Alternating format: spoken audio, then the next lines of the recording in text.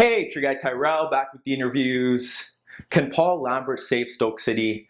As we approach the final weeks of the Premier League season, we have to question whether Lambert has enough personnel to get the job done and survive and keep Stoke in the Premier League. How will he do it? Who will he rely on? Will it be Peter Crouch's experience? Will it be down to the speedsters and Moting and Hesse? What about the individual brilliance of Shaqiri? And is he able to get the best out of the midfield to protect the back four and offer goals and creativity in the final third? Don't worry, here at the interviews, we've got you covered. So on this edition of the interviews, we're going to break down whether Stoke will be safe or face relegation.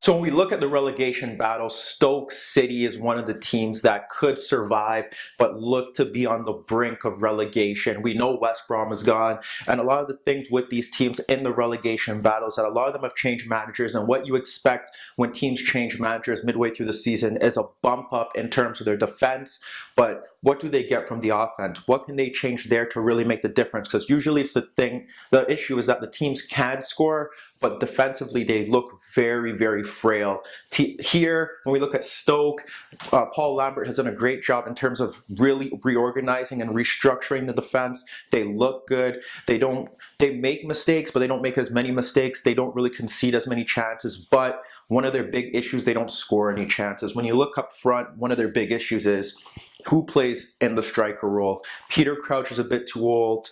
He doesn't really have the ability to hold up the ball and really bring players into the game. You get one chance per game practically where he does do that one moment. Diouf has obviously been one option that's been used prior to him getting a bit hurt, and he hasn't really offered anything. They have the speed of Hesse. They tried to use that against Manchester City where they would get him to hopefully run into the channels, but that didn't work, and that's down to the greatness of Manchester City. The other options they have a young Campbell that was obviously against Leicester, and he didn't offer much. They can play Moting there, and they haven't done that for the rest of the season, but their attacking options are very limited.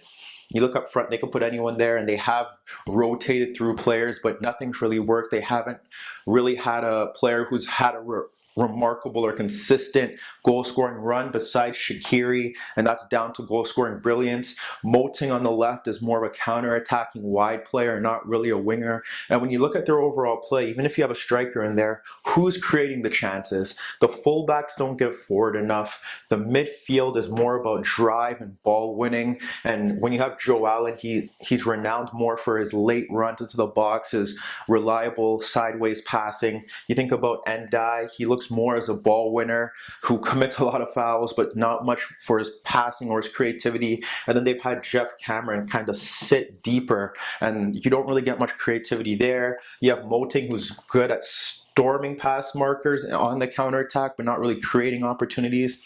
On the other flank, Shaqiri likes to cut in, but besides that, Hesse is kind of the same thing, more of a wide forward, not really much for creativity in wide areas. So where do they get these creative chances from? How do they score goals?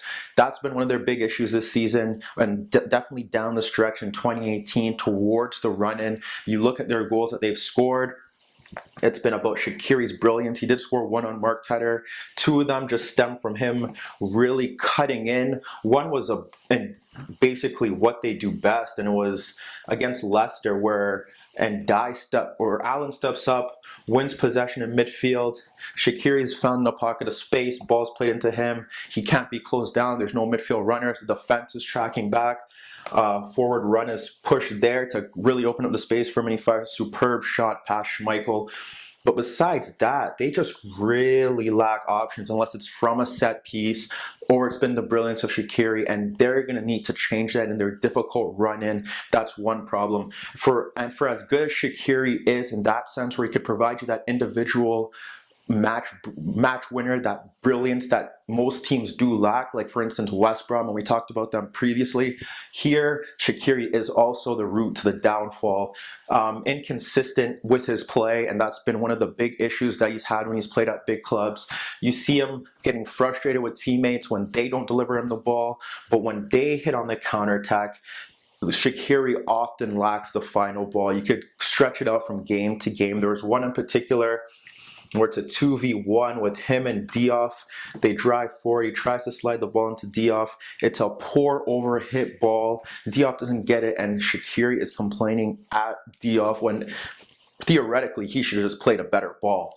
But that's one issue that they have. The second issue is that teams are exposing their wide areas. Teams are getting their fullbacks forward. They know Shaqiri and Moting don't want to get back and track their runs. Although they do it on occasions, for the entire game, it's difficult for them. It's not what they're renowned for, and teams are making them pay. We look at the Leicester game where they do go up 1-0. Leicester make a few changes, go 4-4-2. They have Iheanacho and Vardy up front.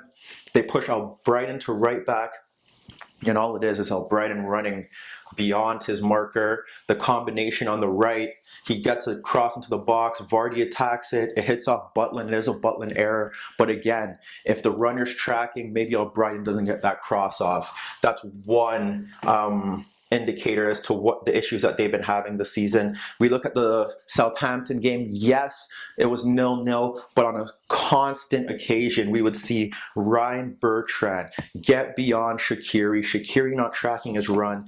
2v1 situations combining with Redmond cutting in, Bertrand driving forward, delivering crosses. That was one issue that they had throughout the game, and they were fortunate not to concede, especially when they went 4-4-2 and brought on Gabbiadini. They brought on Boufal. There were options there for them, and that was one of the biggest issues that they had, and it's been a big issue throughout the season. We think about other games. Brighton, the 1-1, they were just beaten by a great team goal. Bournemouth, a lucky bounce and poor a cross into the box that no one really checks for and is marked. And then you look at Everton, a team built around with Leighton Baines and Seamus Coleman coming back. And you look at the goals that are conceded, both from wide areas. Balassi cross into the box for Tosin, and then Walcott 1v1 with his marker delivers a cross in for Tosin to not in. And 2-1 after going up in the game. They concede the goal. They weren't up. They came back into the game, threw Moting off the bench, and it was a set piece as well. And then he comes off, and then again, another cross into the box. And that is down to the fullbacks this time, just not getting tighter to their men.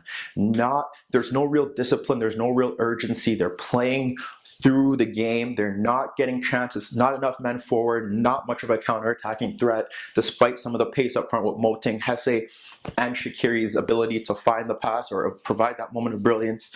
And defensively, just letting fullbacks getting forward, not getting tight to their wide players. They're letting wide players deliver crosses into the box. And defensively, if Kurt Zouma hasn't been there, and he's been the key man in their defense throughout the season, making key blocks, winning tackles, winning headers, they just look a mess. And Tosin made them punish them again, and that has been an issue with Stoke. Defensively, that's the areas where they're really harming them. The center backs are a bit suspect throughout. Zuma's been one of the brighter spots, because in midfield, when you look at what they do, Cameron sweeps up and patrols this area. And those teams have really gotten into those spaces. He's really come in and really helped them out there. They haven't really been punished. There have been a few occasions where midfielders have stepped forward, and throughout the game that's gonna happen, but they haven't really been harmed like other teams on a constant basis for 90 minutes. So that's been key. And then you have Allen and Ndai just pressing the opposition midfielders. And yes, that does leave space for wide players to cut in and get that ball in that area, especially with the fullbacks not really getting tighter to them. And we've seen that against the bigger sides. But for the most part, their biggest issues have been in wide areas. Shaqiri's inconsistency, not having enough attacking players up front, not getting the best out of their speedsters. And if they don't do that in these next final games, Stoke City look destined to go down. But let me know what you guys think. Meet me in the comments below. Don't forget I upload videos every day, and don't forget to subscribe to my channel. And that was your daily dose of the interviews.